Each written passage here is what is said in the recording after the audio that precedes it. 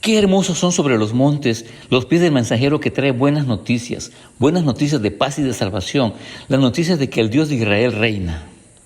¿No sería justo narrar la historia de la incursión del presbiterianismo en México y los 75 años de la organización de la respetable Asamblea General y no hacer un reconocimiento a aquellos hombres que en esta región del país dieron su vida, dando cabal cumplimiento al mandato del Señor de llevar el mensaje de las buenas noticias de paz y salvación, las noticias de que Dios reina?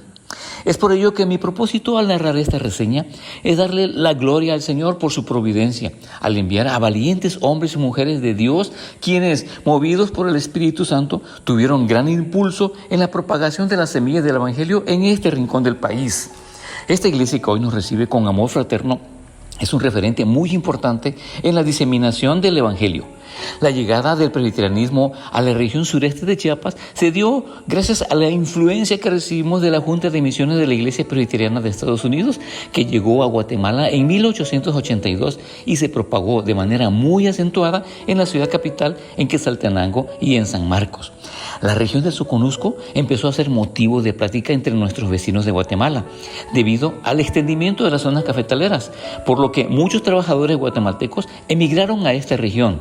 Por tal razón, de San Marcos, Guatemala, arriban en 1915 personas con la finalidad de trabajar en las zonas cafetaleras, de manera muy particular en la finca San Vicente, en Cacahuatán, Chiapas. Entre ellos venían Flaviano Hernández y Eulalio Ramírez.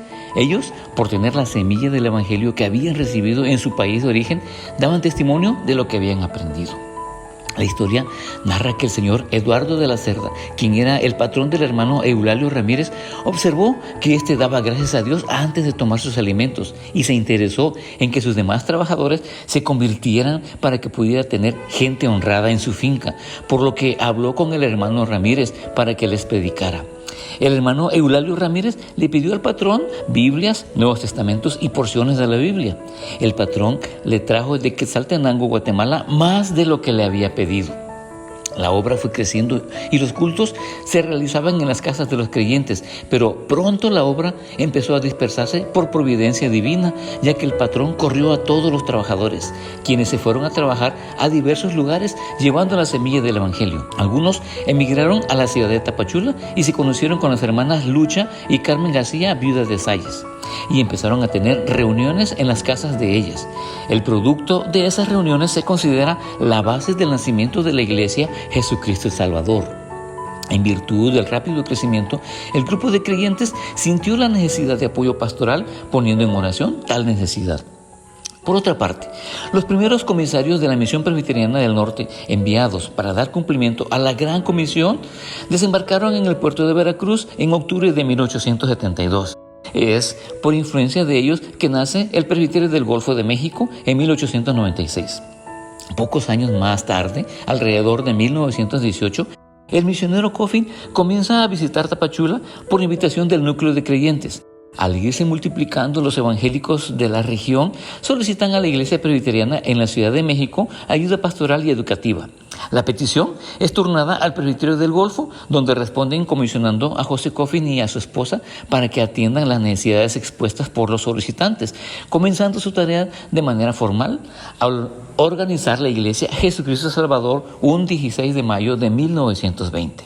José Coffin no dio tregua a su trabajo, sembrando la semilla del Evangelio por diversos lugares para posteriormente ir abriendo centros de predicación, combinando su labor dirigiendo la iglesia en Tapachula, ya que por encargo del Presbiterio del Golfo presidía los consistorios de la iglesia Estrella de Belén en Tuixcún, municipio de Motocintla, Espíritu Santo en Mazapa y Getsemaní en Tuxtla Gutiérrez. Es importante mencionar que mientras José Coffin desarrollaba la labor misionera, a cargo de la obra se quedaba Genaro de la Rosa, un joven que al poco tiempo de su conversión en 1923 inicia su preparación ministerial y luego el mismo Coffin lo nombra capellán, siendo así el primer obrero de la iglesia Jesucristo Salvador que apoyaría fuertemente el trabajo ministerial. La labor evangelizadora realizada por el misionero Coffin trascendió a muchos lugares, llegando incluso a las partes más recónditas de nuestro estado de Chiapas. Tanta fue la magnitud del trabajo misionero que se vio en la necesidad de solicitar apoyo a la Junta de Misiones de la Iglesia Reformada, particularmente a la Junta Femenina de Misiones Domésticas de la Iglesia Presbiteriana de los Estados Unidos, quienes tomaron el reto y comisionaron a un grupo de 4 personas para emprender el viaje de Nueva York a Tapachula. Así, se logró por acuerdo entre la Iglesia Presbiteriana del Norte, la Iglesia Reformada en América y el Presbiterio del Golfo de México la llegada del primer misionero a la iglesia de Tapachula, el misionero Juan Kempers y su esposa Mabel. El trabajo de los Kempers consistió básicamente en apoyar a los líderes congregacionales, en capacitar doctrinalmente a los conversos con potencial para dirigir a las iglesias y en la producción de materiales impresos. El mismo Kempers deja constancia de que cuando llegó a Tapachula, Coffin ya había logrado que algunas congregaciones independientes se sumaran a la iglesia presbiteriana, las que junto con los trabajos propiamente iniciados por ella habían fructificado en 4 consistorios. Por su parte, a José Coffin le correspondió jugar un doble papel. En algunas zonas de Chiapas fue él quien inició casi de cero la obra. En otras partes fue el organizador de grupos evangélicos ya existentes, a los que vinculó a la iglesia presbiteriana. Además de pastorear la iglesia de Tapachula y visitar al grupo de Tuxtla Gutiérrez, el pastor Coffin no solo mantuvo el importante centro presbiteriano de Tapachula, sino que también dio continuidad al trabajo realizado por los colportores y obreros, quienes atravesaban bosques y junglas. Así, Coffin realizaba largas travesías que lo mantuvieron en la silla de montar y lejos de casa, visitando los 81 grupos rurales.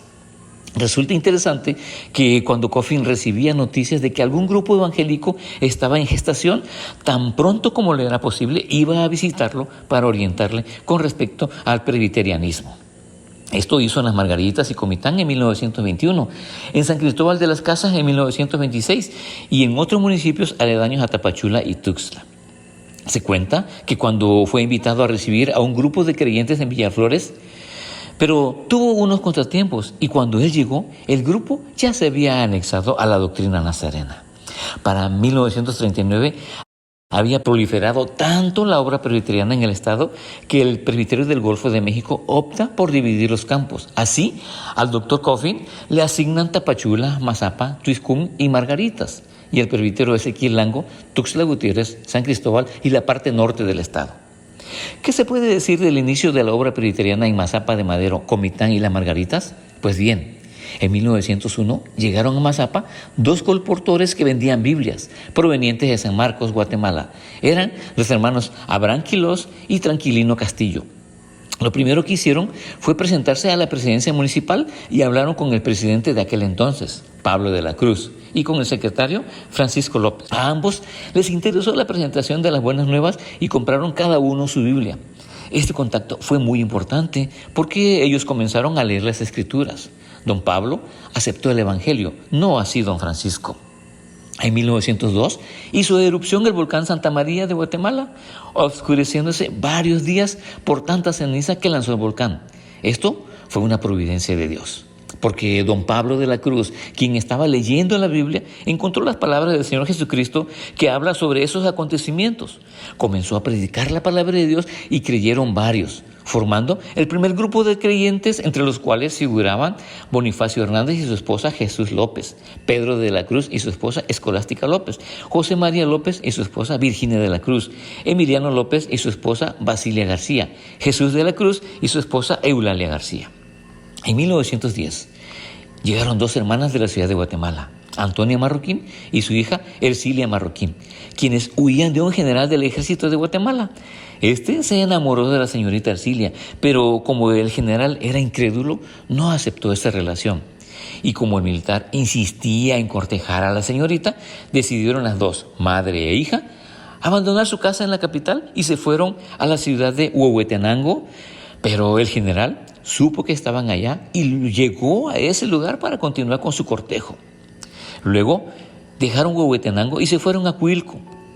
Estando viviendo allí, el general volvió a llegar para enamorar a Ercilia. Entonces la hermana Antonia tomó una decisión muy valiente de abandonar el país, pensando que así ya no llegaría el militar. Y así fue. Ya nunca volvió el general. Entonces ellas, ya en paz, comenzaron a apoyar a los primeros creyentes de Mazapa. y comenzó a crecer el número de evangélicos presbiterianos. Cuando José Coffin llega a Mazapa, adoctrinó en la fe reformada a los mazapanecos y en junio de 1920 organizó la iglesia. Con la llegada de José Coffin, todos los hermanos, grandes y pequeños, realizaron sus requisitos eclesiásticos para participar de los sacramentos y a partir de allí el consistorio y el diaconado y otros miembros de la iglesia se convirtieron en misioneros llevando el evangelio a los demás municipios de Chiapas. La llegada del presbiterianismo en la zona de Margaritas y Comitán estuvo a cargo de 2 hombres comitecos. Ellos fueron Emiliano López de Cajcam y Pablo Espinosa de Yognajab, que emigraron a finales de 1918 al Soconusco para laborar en las fincas cafetaleras de la zona alta de Tapachula. Ambos fueron evangelizados por jornaleros que se congregaban en la iglesia presbiteriana de Tapachula. Ya convertidos al presbiterianismo, retornaron a sus lugares de origen. La labor evangelizadora de Cajcam se reflejó rápidamente en la realización del primer culto formal a mediados de 1919. En abril de 1921 llegó Coffin a bautizar a los creyentes, celebrar matrimonios y a ordenar a los ancianos gobernantes. De Cajcam, el presbiterianismo se extendió a las Margaritas, lo que sucedió entre 1920 y 1921. En este municipio, la recepción de miembros en plena comunión la presidió Coffin Sánchez a principios de 1923. Con mucha gratitud al Señor, se puede decir que con la llegada de los misioneros Juan y Mabel Kempers, Gerardo y Ruth Van Engen, Eugenio y Arlene Mirting, Carlos y Juanita Van Engen, la obra presbiteriana se desarrolló maravillosamente, ya que se formaron muchos pastores para atender las iglesias y así continuar en la extensión del reino, el cual no dudamos culminará con la llegada de nuestro Señor Jesucristo. Hoy hacemos una pausa para decir qué hermosos son sobre los montes los pies del mensajero que trae las buenas noticias de que el Dios de Israel reina.